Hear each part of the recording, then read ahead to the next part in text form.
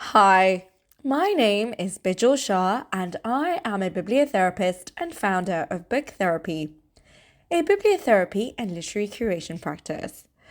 I'm also the author of the book Bibliotherapy, The Healing Power of Reading. I curate book prescriptions and provide online training in bibliotherapy. More detail of this can be found on my website, www.booktherapy.io. In this podcast, I share my knowledge and research on bibliotherapy, including the latest developments, science, and book recommendations. Join me every week where we take a deep dive into bibliotherapy. We release 2 episodes a week. Voice notes from me, your resident bibliotherapist, and Ask the Bibliotherapist, book recommendations for what's on your mind. Join our member-only subscription here and get access to all episodes and corresponding transcripts. I hope you enjoy the show, and if you'd like a bibliotherapist in your pocket, you might find my book, Bibliotherapy, The Healing Power of Reading, a helpful companion. It's available at any bookstore that you shop at. And don't forget to subscribe wherever you listen to podcasts and get new episodes as they're released. And as always, I love hearing from listeners. So if you'd like to get in touch, share any book recommendations or thoughts on bibliotherapy, you can do so at bijal@booktherapy.io. Thanks for listening. Hi everyone!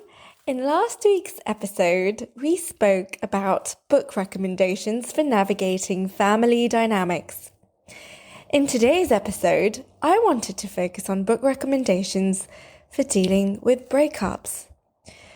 Breaking up is hard to do.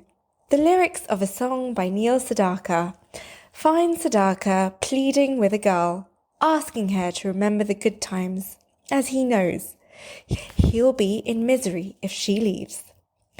Some of us at some stage will encounter these painful moments of misery, and the way we deal with them when faced with loss, despair, and the anticipation that often comes with it makes all the difference. Let these literary soul soothers comfort and soothe your soul amidst feelings of despair and sadness. The books help you connect with others going through breakups, whether fictional or not, and the self-empathy these books evoke is the first stage on the path to healing that will hopefully leave you feeling stronger, kinder, and braver. If you'd prefer a more curated list that's more tailored to your needs, interests, and reading preferences, you might find our personalized book prescription service helpful.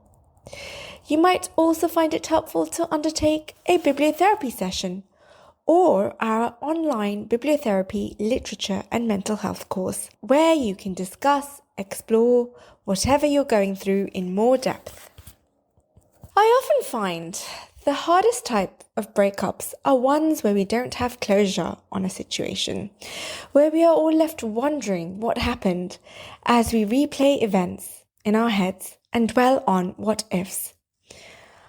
I chose the following 2 books to help us make peace with the fact that we may never know but can still move forward. I hope you find them helpful. The first on my list is I'll Give You the Sun, a novel by Jandy Nelson. This is a young adult novel published in 2014. The story follows twins Jude and Noah, who were once inseparable but have become estranged in the years following a family tragedy. The novel is told from both Jude and Noah's perspectives and alternates between the past and the present, exploring the events leading up to the tragedy and its aftermath. The story explores themes of grief, love, family, and artistic expression. Noah, a talented artist, tells the story of their childhood when they were close, while Jude, a rebellious girl, narrates their teenage years when they grew apart. As they struggle with their own secrets and emotions, they slowly begin to rebuild their relationship and heal from their past traumas. I'll Give You the Sun is a beautifully written and emotionally charged novel that deals with complex issues and explores the power of art and creativity in healing and self-expression. It won the 2015 Prince Award for Excellence in Young Adult Literature and was a New York Times bestseller. Next on my list for closure is Maybe You Should Talk to Someone by Laurie Gottlieb. This is the book you should read if you're looking for something therapeutic and insightful. Engaging with real-life case studies, it reaffirms our belief in the power of psychoanalysis and conventional therapy to release us from our own suffering, leading the path to truly understanding ourselves better, self-acceptance, and being kinder to ourselves. It's also very funny, witty, and thought-provoking, offering a refreshing perspective on therapy, self-awareness, and storytelling that's heartwarming and leaves you feeling energized. Another relationship category that can sometimes plunge us into deep, unbearable heartache is divorce. And so I wanted to suggest 2 excellent books that explore the emotional pain of divorce with compassion and honesty. I hope you find them helpful. First on my list is Fleischman is in Trouble, a novel by Taffy Brodesser-Akner. In this novel, Toby Fleischman thought he knew what to expect when he and his wife of almost 15 years separated. Weekends and every other holiday with the kids, some residual bitterness, the occasional moment of tension in their co-parenting negotiations, he could not have predicted that one day, in the middle of his summer of sexual emancipation, Rachel would just drop their 2 children off at his place and simply not return. He had been working so hard to find equilibrium in his single life. The winds of his optimism, long dormant, had finally begun to pick up, and now this. As Toby tries to figure out where Rachel went, all while juggling his patients at the hospital, his never-ending parental duties, and his new app-assisted sexual popularity, his tidy narrative of the spurned husband with the too ambitious wife is his sole consolation. But if Toby ever wanted to truly understand what happened to Rachel and what happened to his marriage, he is going to have to consider that he might not have seen things all that clearly in the first place. A searing, utterly unvarnished debut, Fleischman is in Trouble is an insightful, unsettling, often hilarious exploration of a culture trip trying to navigate the fault lines of an institution. Next, I have Aftermath, a memoir by Rachel Cusk. This memoir recounts the author's personal experience of going through a difficult divorce and the aftermath of the end of her marriage. The book is structured as a series of essays that reflect on her own emotions and reactions to the divorce, as well as her relationships with her ex-husband, her children, and her friends. Writes about the sense of disorientation and loss that she experienced after her marriage ended, as well as the challenges of navigating the legal and financial aspects of the divorce. She also explores themes of identity, gender, and the nature of love and relationships. The book is known for its frank and uncompromising approach to its subject matter, and for its experiential style which blends memoir, personal essay, and literary criticism. Aftermath has been widely praised for its insight into the complexities of modern relationships, and for its unflinching honesty about the pain and difficulty of divorce. Another category of relationship heartache is betrayal, or cheating. The ultimate stab in the back, the overwhelming loss of trust it brings in yourself and others, not to mention the giving up of a future you that you once imagined, can be crushing. For this, I first have Heartburn, a novel by Nora Ephron. Heartburn is a novel that is loosely based on our own experiences. The book tells the story of Rachel Samstadt, a cookbook author who discovers that her husband Mark is having an affair while she is pregnant with their second child. The novel is a mixture of comedy and tragedy, with the witty and sharp-tongued Rachel providing a hilarious and insightful commentary on her own life and the people around her. Through Rachel's eyes, the reader is introduced to a cast of colourful characters, including her husband, her friends, and her family members.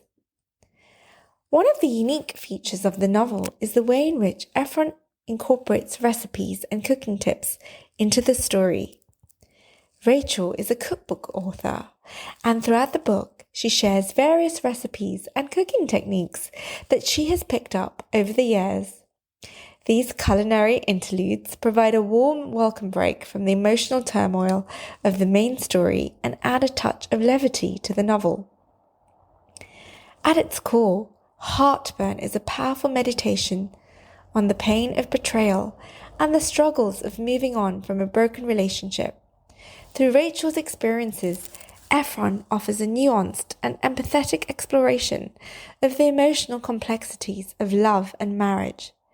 The novel is well written, engaging, and full of insights that are relevant to anyone who has ever been in a difficult relationship or struggled to come to terms with heartbreak.